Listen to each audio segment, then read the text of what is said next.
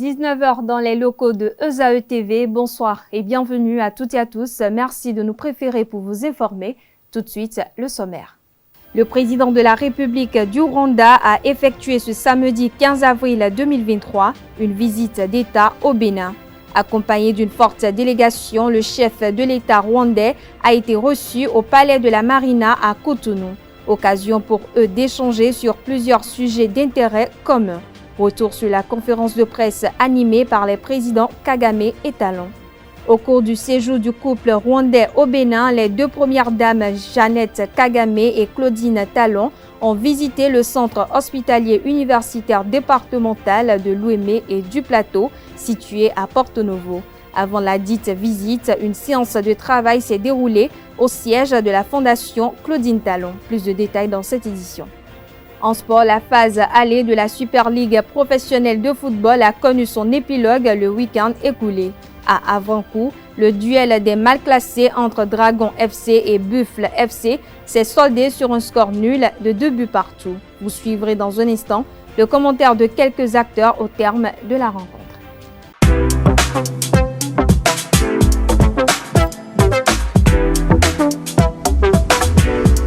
Moi, je suis à ESAE et toi? Moi, je suis en administration des finances à ESAE. Moi, je suis en diplomatie et relations internationales à ESAE. Moi, je suis en journalisme à ESAE. Émission ici, c'est ESAE. Moi, je suis en communication marketing à ESAE. Moi, je suis en droit à ESAE. Moi, je suis en gestion des ressources humaines à ESAE. Moi, je suis en gestion des marchés publics à ESAE. Moi, je suis en administration du travail et de la sécurité sociale à ESAE. Moi, je suis en sciences économiques à ESAE. Moi, je suis en banque finance à ESAE. Moi, je suis en administration générale à ESAE. Moi, je suis en audit et contrôle de gestion à ESAE. Moi, je suis en sciences juridiques à ESAE. Moi, je suis en administration générale et territoriale à ESAE. Moi, je suis en transport logistique à ESAE. Moi, je suis en gestion des projets à ESAE. Rejoignez-moi, c'est la meilleure université. Nous sommes à ESAE. Rejoignez-nous. À ESAE, l'excellence a un nom.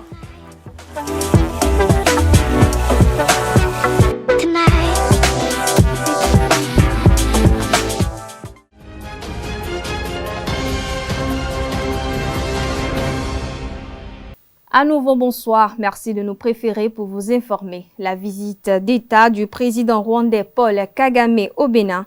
Voilà le sujet qui fait l'actualité depuis le samedi 15 avril 2023.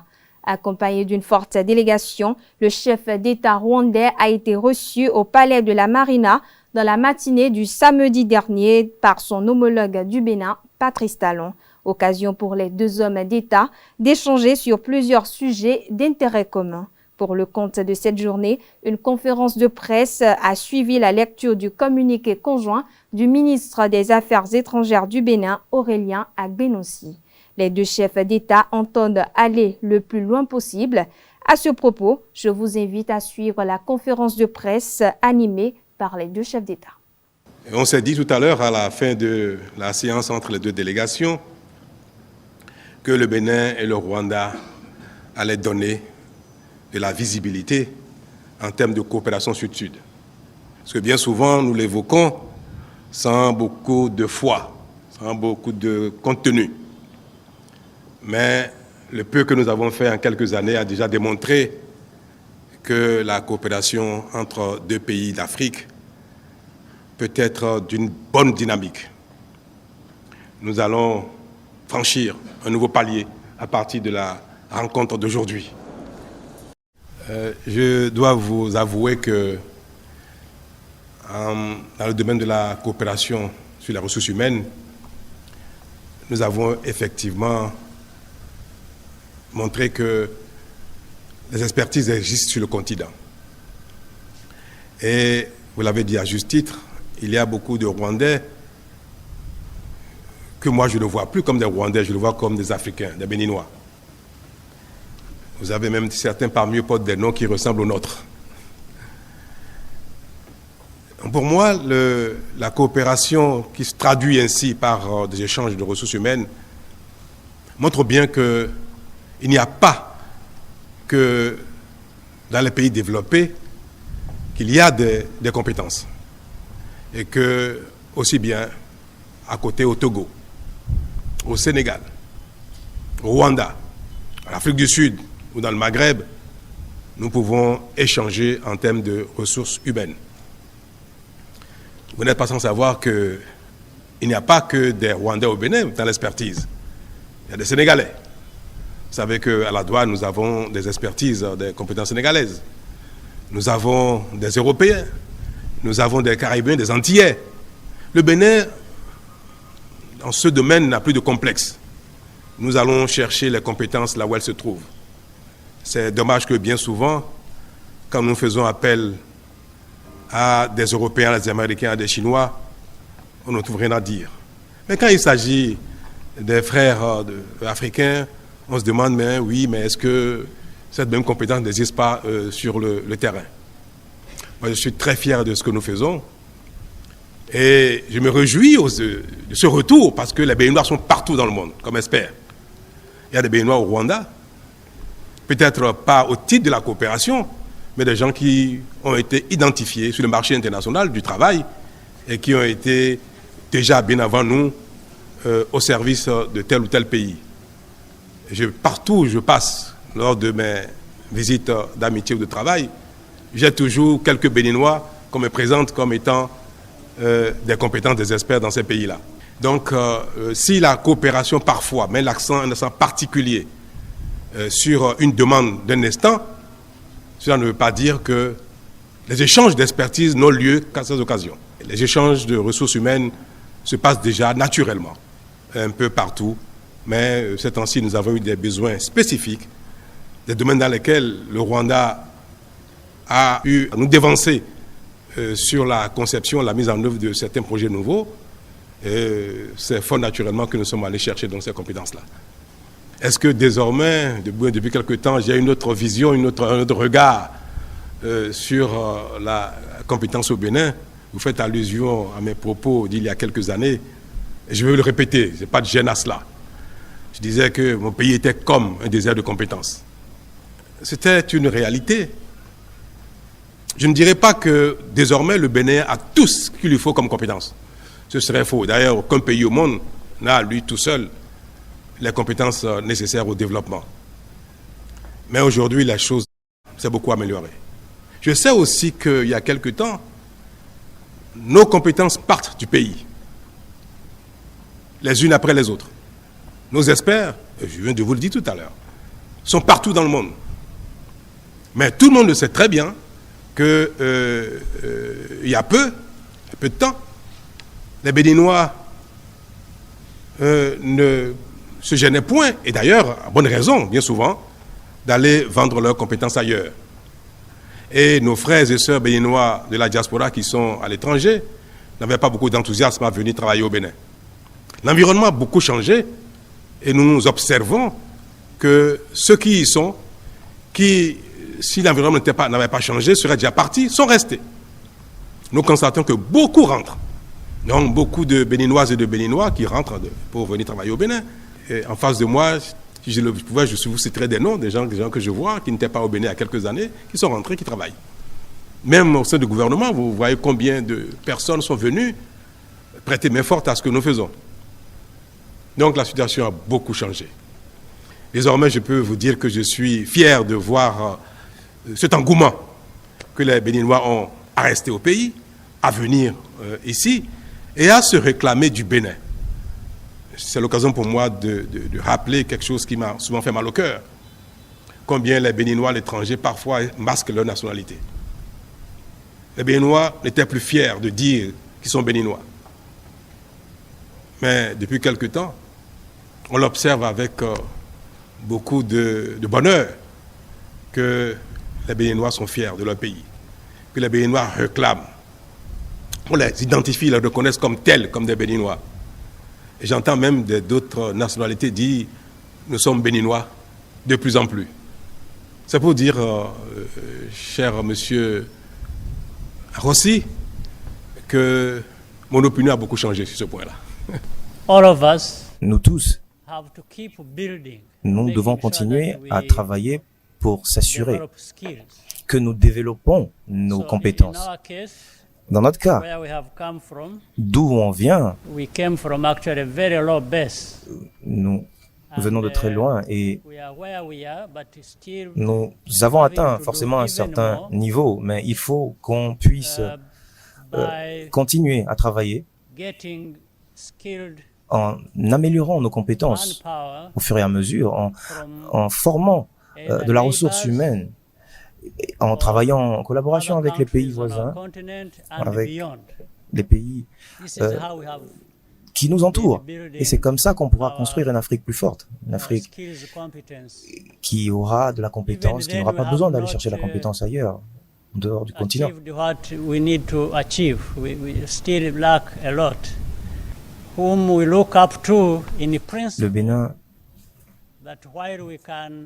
Le Bénin puisse, on puisse partager ce qu'on a déjà acquis comme expérience avec le Bénin. Et nous espérons même plus d'eux, venant d'eux également. C'est un échange, c'est cela la coopération. Et sur cette base, nous allons échanger des compétences sur différents secteurs. Et comme vous le savez déjà, vous ne pouvez pas brûler les étapes. C'est un processus. Et ce que nous entreprenons de faire avec le Bénin, c'est d'améliorer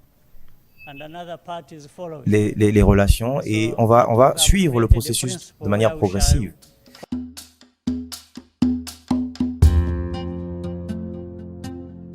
Parlons toujours de la visite du couple rwandais au Bénin. La première dame du Rwanda, Jeannette Kagame, et son homologue du Bénin, Claudine Talon, se sont rendus le samedi 15 avril dernier à Porto Novo, où elles ont visité l'unité d'urgence et d'oncologie pédiatrique du centre hospitalier universitaire départemental de l'Ouémé et du Plateau. Un don de la fondation de Claudine Talon pour permettre aux enfants atteints du cancer de recevoir des soins de qualité au Bénin. Rappelons qu'avant cette descente des deux premières dames sur le terrain, une séance de travail a eu lieu au siège de la Fondation Claudine Talon à Cotonou. Dans son discours d'investiture le jeudi 13 avril 2023, le président de l'Assemblée nationale, Louis Vlavounou, a annoncé une possible révision de la Constitution béninoise en vue de son amélioration constante. Un souhait qui, depuis son annonce, suscite plusieurs commentaires et réactions au sein de la société. À ce sujet, je vous invite à suivre les propos de quelques citoyens béninois. Suivons-les au micro de Nansérine Fatoumbi et Quentin Amoussou. Dans tout pays, la Constitution n'est pas une Bible ni un Coran. C'est les textes dédiés à ce pays, conformément à leur population, leur mode de vie et leur mode d'animation de la vie politique. Pour nous, citoyens lambda, la Constitution a été révisée en 2019. Même si elle comporte des mécanismes pour la réviser, ce n'est pas en quelques mois ou bien quelques années qu'on la révise. Mais moi je dis, c'est un souhait qu'il a émis. Est-ce nécessaire maintenant de réviser la Constitution? Est-ce que cette Constitution serait révisée sur mesure taillée? Ils avaient l'occasion, en 2019, là, de faire beaucoup de choses. Maintenant, comme il a dit qu'il va consulter les autres forces, on souhaite que ça se passe bien. Si c'est pour améliorer, on va voir. Mais comme il a déjà dit que les fondamentaux seront préservés, c'est-à-dire à savoir la limitation de 2 mandats pour un chef d'État. Voilà. On va voir comment ça va se passer. Monsieur Louis Vlavounou est en mission, il faut comprendre. Parce qu'on ne peut pas réviser une constitution de 2019 à maintenant. Cette idée de révision de la constitution, c'est à lui de nous définir comment ça va se passer à son niveau, c'est à lui de nous définir. Il faut être clair. Ils n'ont qu'à nous situer. Il ne faut pas qu'ils parlent en parabole, il faut nous situer. On peut la retoiletter, mais la réviser, je ne crois pas. La Constitution elle-même, elle est révisible. La Constitution de tout pays est révisible. Je ne crois pas pour le Bénin, c'est révisible. Mais est-ce à ce moment, point d'interrogation? Et quels sont? Je voudrais qu'ils détaillent un peu, qu'ils viennent et que les chefs l'interpellent pour qu'ils détaillent un peu ces raisons de la révision de la Constitution et qu'est-ce qu'ils voient qu'il faut réviser, qu'est-ce qui ne sont pas conformes. Le comité enfants et jeunes d'Amnesty International Bénin a organisé le samedi 15 avril 2023 à Cotonou la première édition de la soirée ciné-débat dénommée Samedi Ciné pour les droits humains. Pour cette première édition semestrielle, Maître Marie-Élise Bédo a partagé avec les participants son expérience du militantisme pour les droits des femmes. Kolomoussou a pris part à la séance. Voici son récit.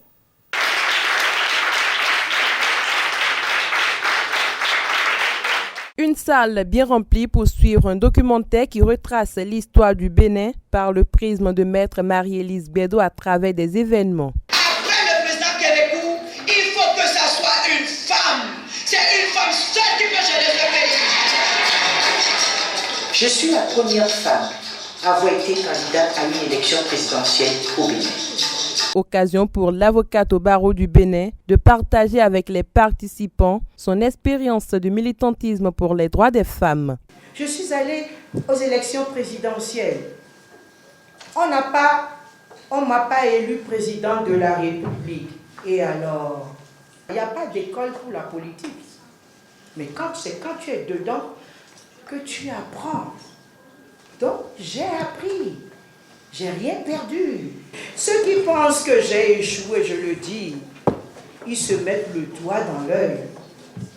Ils n'ont rien compris à la vie. Ils n'ont rien compris à la destinée. Une séance initiée par le comité enfants et jeunes d'Amnesty International Bénin. Les motivations et le choix de l'invité sont bien précis. Notre initiative vise à rassembler les jeunes autour d'une personne inspirante qui a fait beaucoup sur une thématique en lien avec les droits humains. Pour la première étape, nous avons pensé à Maître Marie-Élise Bédo parce que lorsqu'on parle des droits des femmes au Bénin, je pense qu'elle fait partie des personnes les plus inspirantes qui ont des choses à dire à la jeunesse. L'objectif surtout est de pousser les jeunes à s'engager sur des thématiques qui les intéressent. Et nous espérons qu'après cette soirée, nous aurons beaucoup d'autres jeunes filles qui vont laisser la peur de côté et s'engager véritablement pour défendre les droits des femmes. Maître Marie-Élise Bédo est satisfaite de cette séance. Heureuse de voir tant de jeunes autour de moi qui ont été intéressés par le thème. Et là, ça donne beaucoup d'espoir. À l'heure où nous sommes aujourd'hui, on ne doit plus complexer les femmes. Et elles-mêmes, elles doivent se libérer de tous les complexes des pratiques de la société, de la coutume qu'on nous a inculquées.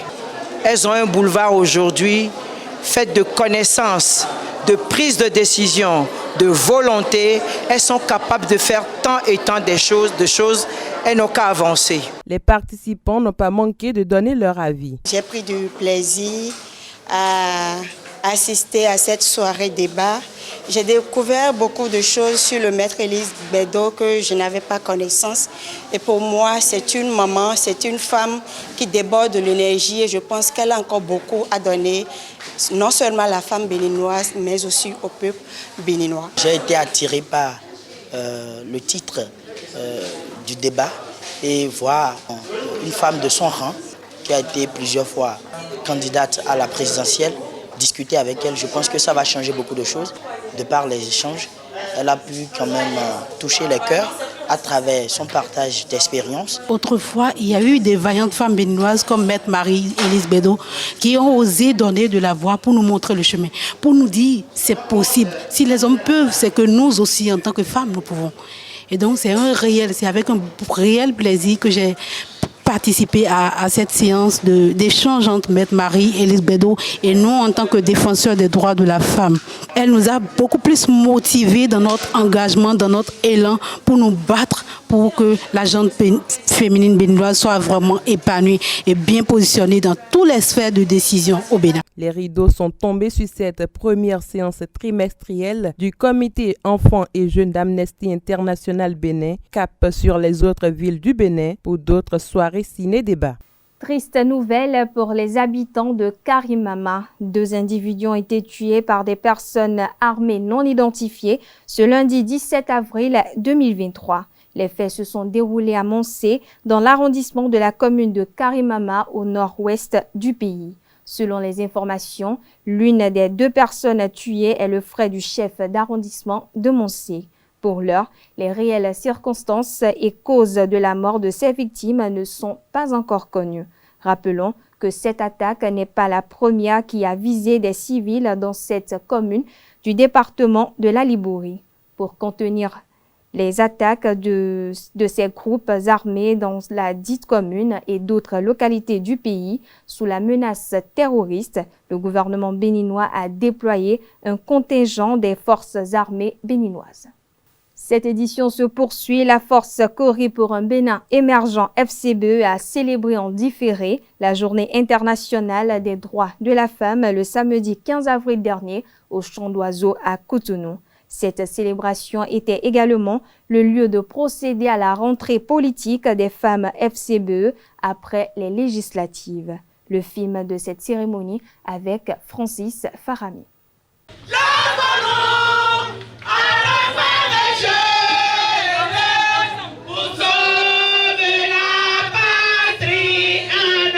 Après les législatives de 2023, les membres de la force Cori pour un Bénin émergent FCBE se sont réunis ce samedi 15 avril au Champ d'Oiseaux de Cotonou pour célébrer en différé la journée internationale des droits des femmes. Cette célébration a été l'occasion de diverses autocritiques. Le temps pour nous n'est plus au formalisme, mais plutôt à des actions innovantes pour reprendre le dessus.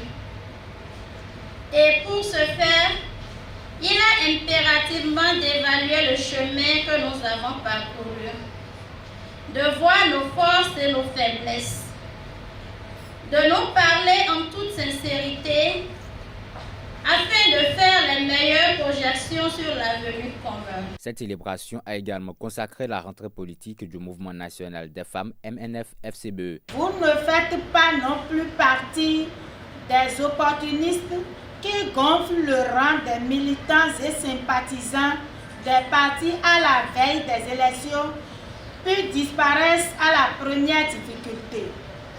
Vous n'êtes pas des profiteuses.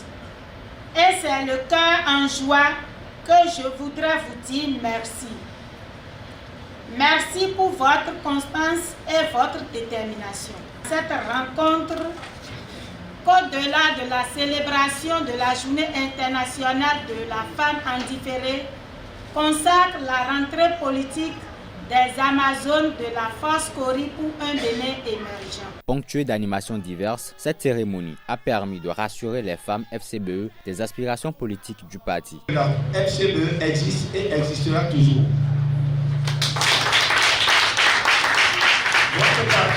Notre parti n'ira jamais dans les blocs. Notre parti n'ira jamais au gouvernement. Nous sommes partis à une élection et comme tout candidat, tout parti, si vous allez à une élection, ou vous réussissez ou vous échouez. Nous avions échoué, d'accord, mais comment? That is the question. Personne n'a fait notre liste. C'est ceux qui ont eu leur liste établie et faite et recommandée qui se retrouvent aujourd'hui à l'Assemblée nationale. Soumettez-nous vos désidératas et qu'à l'issue, nous ayons de fortes idées pour une bonne conduite des affaires du parti. Pour que, en 2026, qu'il y ait plus de femmes encore positionnées sur la liste de FCBE. Que cela permette véritablement de gagner les élections qui vont venir. Nous ne pouvons pas nous passer de vous. Nous savons quel rôle vous avez joué pendant les 10 ans que FCBE a passé à la tête donc, du pouvoir. Nous connaissons votre force de frappe. Et vous avez tout dit. Si vous êtes là et que vous avez déployé toutes ces forces et que nous n'avons pas eu les résultats, c'est qu'il y a eu des problèmes à des niveaux donnés. À l'issue de cette célébration, il a été question de préparer le MNF-FCBE aux prochaines joutes électorales. Elle était belle, belle comme le souffle vivace de la vérité, calme, calme comme la douce face du mensonge. Avec Mendy, Koblan et Sonda, 4 plasticiens béninois ont retrouvé à Lomé leur confrère togolais Amouzou, daté le 14 avril dernier pour une résidence artistique de 14 jours. Un projet financé par Togo Créatif et qui a démarré à Wanyomé, un quartier de Adido-Gomé, dans la capitale togolaise le vendredi dernier. Le plasticien béninois Hervé Atigla, promoteur de la résidence, présente le projet Héritage visuel au micro de Carles Kitome. Héritage visuel, c'est ça le thème du projet.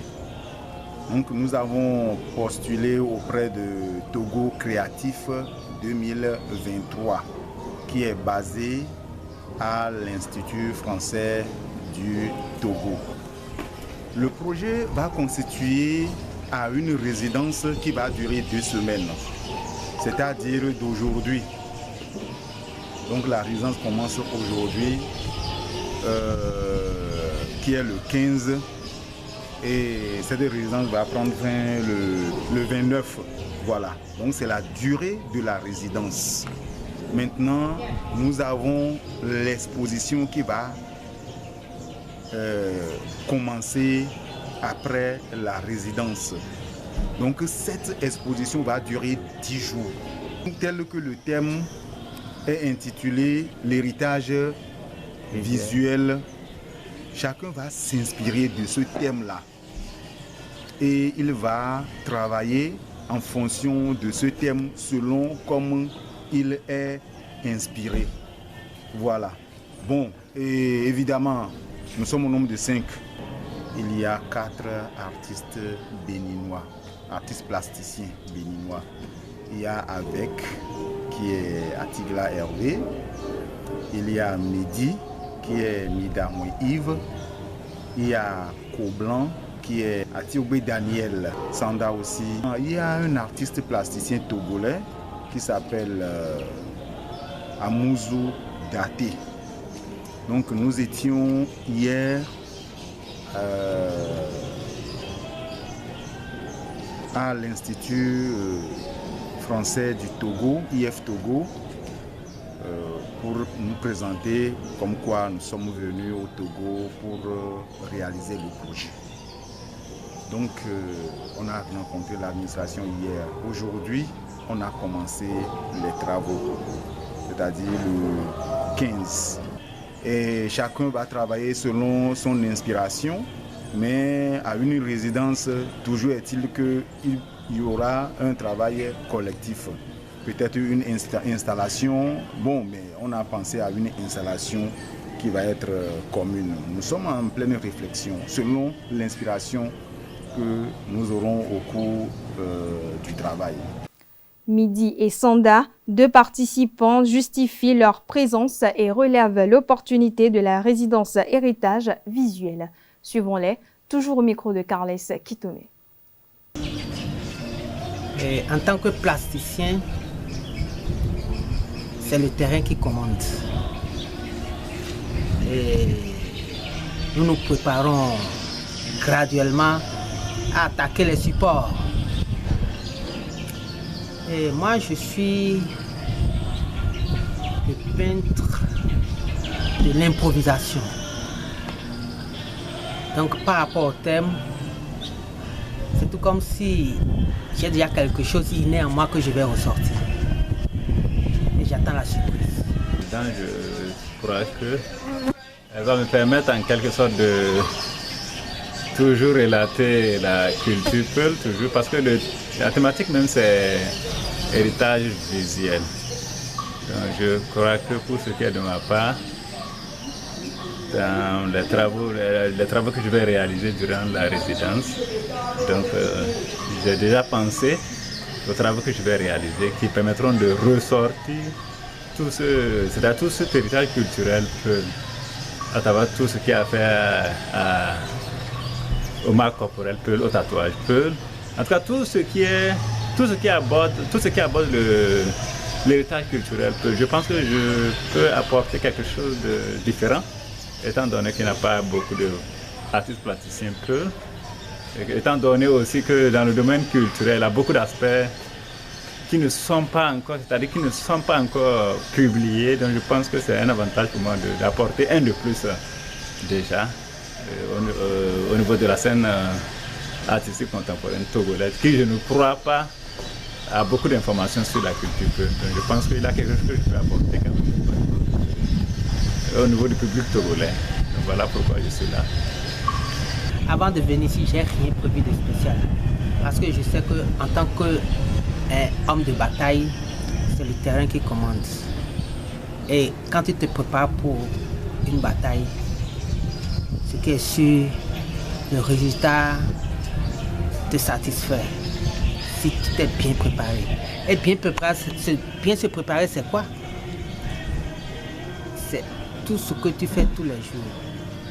Ton pinceau, tu l'utilises tous les jours, tes couleurs, tu les utilises tous les jours. Tout ça là, c'est la préparation en fait. Le travail de tous les jours contribue à ce genre d'activité. Et sur le terrain, on se libère. Et pour moi, c'est une revendication. Et aujourd'hui, vu ce qui se passe à travers le monde, et plus précisément dans l'Afrique subsaharienne, ce qui se passe au Mali, au Burkina, avec le djihadisme, donc il y a beaucoup de peuples qui sont concernés. Donc déjà quand on va au Burkina, au Mali, il y a beaucoup qui pensent que le terrorisme, tout ce qui se passe comme terrorisme est occasionné ou bien orchestré par des peuples. Bon, il ne faut pas seulement voir ce côté-là. Quand on dit peuple, directement, il ne faut pas penser que c'est un danger, que c'est déjà, bon, c'est barbare, ils ont un côté barbare, ou bien que ce sont des sauvages. Je le dis parce que c'est des propos que j'ai entendus que les gens tiennent la plupart du temps. Il faut regarder aussi de l'autre côté et comprendre aussi quelque part et que les peuples ont même influencé, même la mode africaine par exemple, au niveau de la coiffure, au niveau de l'habillement, au niveau du maquillage. Donc je crois que c'est une revendication pour moi parce que des acteurs culturels, il y en a peu, on peut les compter au bout c'est-à-dire au bout des doigts. Au Nigeria par exemple, à peine il a 2 artistes plasticiens Peul. Au Bénin, disons qu'il n'en a pas. Je suis, disons, pratiquement le seul au Bénin. Donc je crois qu'il y a quelque chose que je peux apporter de différent et qui va quand même éclairer la lanterne du public togolais pour ce qui concerne la culture. Pour moi, c'est une revendication. Parce que je n'ai pas des amis Peul ou bien des contemporains qui sont dans le domaine et qui m'aident à faire le travail. Donc disons que je suis seul à faire le travail. Donc pour moi, c'est une revendication pure et simple. On parle sport à présent. Coton Football Club a pris les commandes de la Super Ligue professionnelle de football sur le terrain de l'Autopopo, son adversaire direct grâce à une victoire controversée 2-1. Le film de la rencontre avec Seton Delarius à Diagbeno.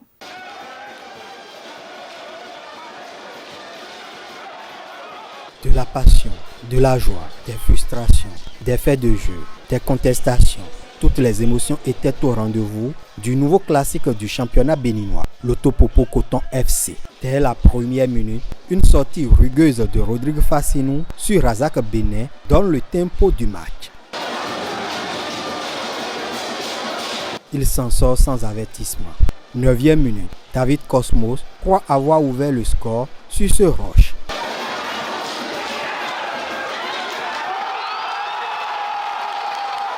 But invalidé pour une position irrégulière à son grand étonnement. La défense de Coton était à la rue sur l'action. Du 9e minute, Rodrigue Fassinou fauche Razak Benin qui, idéalement lancé par Outié, filait seul vers les buts. Carton jaune.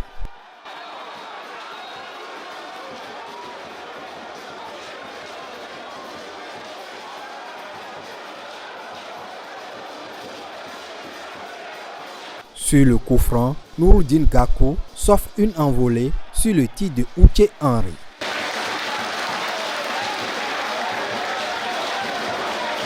À la 32e minute, alors que les Loto Boys réclamaient une touche, les cotonniers la jouent rapidement et d'une sublime frappe, Outié nettoie la lucarne de Gakou.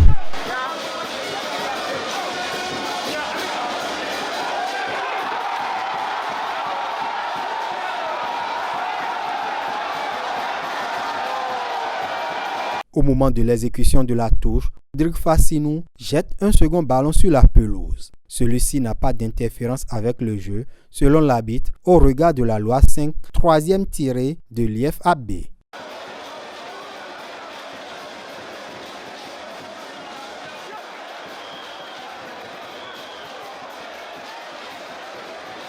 Coton mène 1-0 à la pause. L'Autopopo domine le début de la seconde période, mais reste fébrile derrière. Salim Bawa et ses coéquipiers n'en profitent pas pour tuer le match.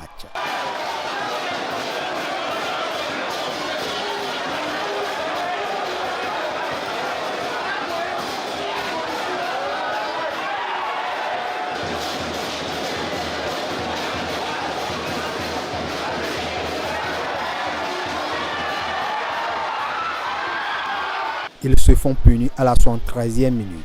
Les Loto Boys obtiennent un penalty transformé par Rodrigue Fassinou.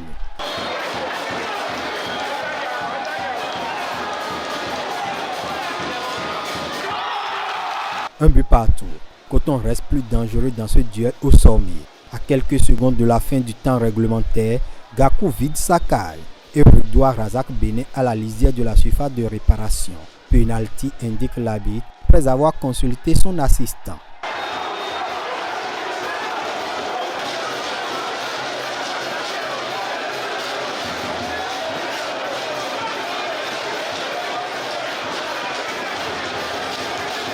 Salim Bawa ne trompe pas et offre la victoire à son équipe.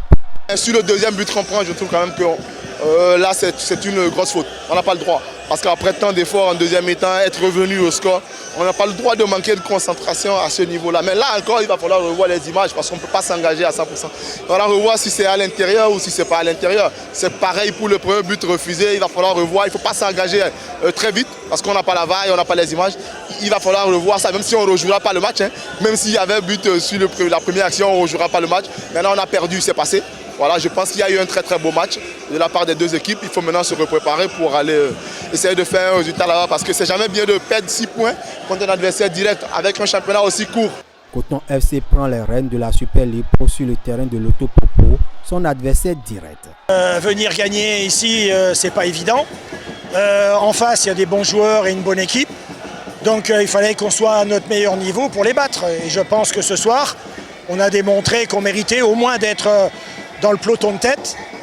Et la victoire, je pense que sur l'ensemble du match, pour moi, elle est méritée. Mais pour que la prestation des deux équipes, c'est celle des arbitres qui fait polémique. Ce n'est peut-être pas le match le plus controversé des hommes en noir cette saison 2022-2023.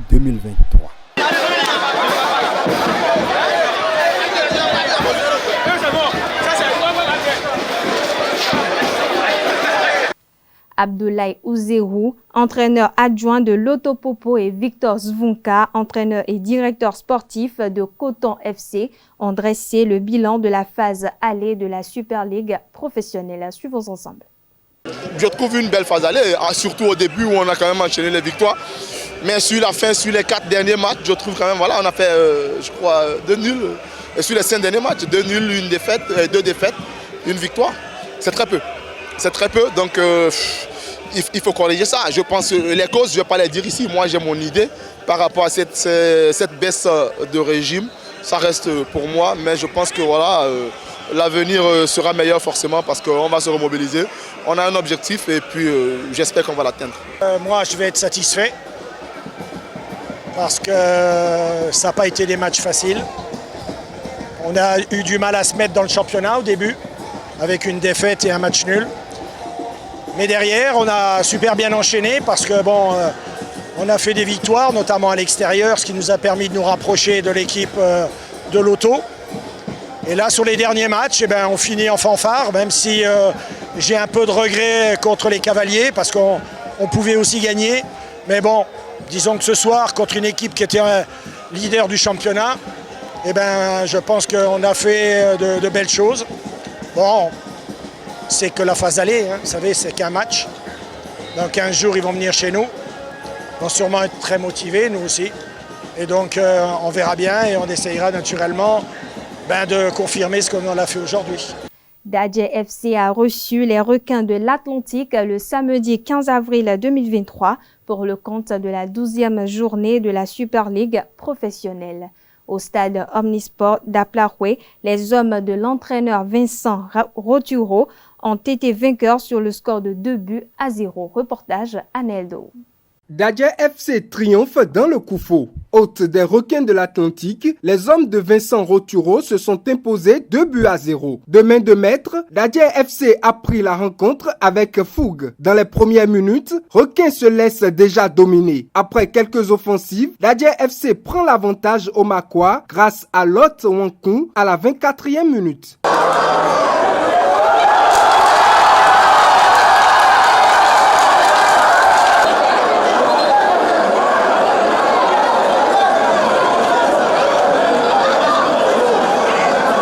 En confiance, les hommes du Koufo doublent la mise à la 45e minute avant la mi-temps. Une réalisation de Narcisse Aguia.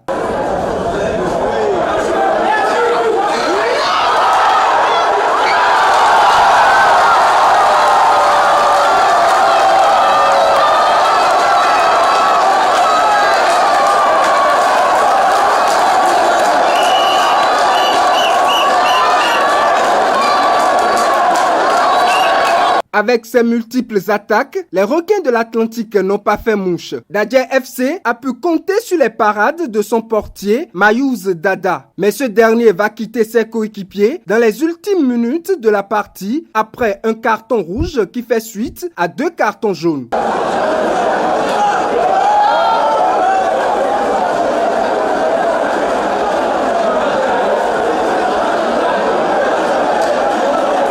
Dadje FC, ayant épuisé tous ses remplacements, a dû mettre un joueur dans les filets.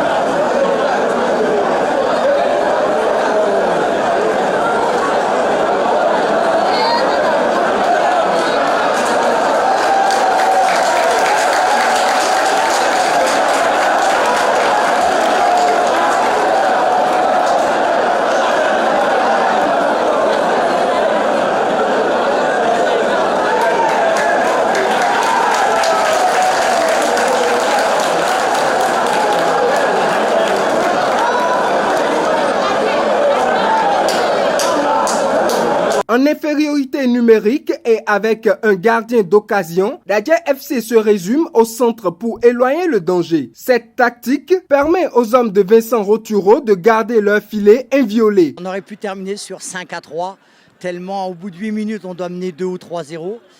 Je veux dire, on est récompensé par le travail, c'est sûr, par l'aspect offensif, on a essayé de produire, d'attaquer. On a été récompensé, mais attention, le match il s'est joué sur peu de choses. Les Requins, c'est une très bonne équipe dans un potentiel offensif qui fait peur et qui se crée beaucoup d'occasions. Je dirais on avait une petite étoile aujourd'hui, mais l'étoile on a été aussi la chercher parce que les joueurs ont été au bout d'eux-mêmes pour pouvoir maintenir le résultat à 2-0. C'est toujours le problème que nous avons depuis le début de saison, c'est le problème d'efficacité. Il y a aussi un manque de fraîcheur physique qui fait qu'à un moment donné, dans le dernier passe, dernier contrôle, vous manquez de justesse. Et à partir de là, vous échouez sur des ballons qui nous paraissent simples, mais quand vous avez un état de fatigue, vous échouez.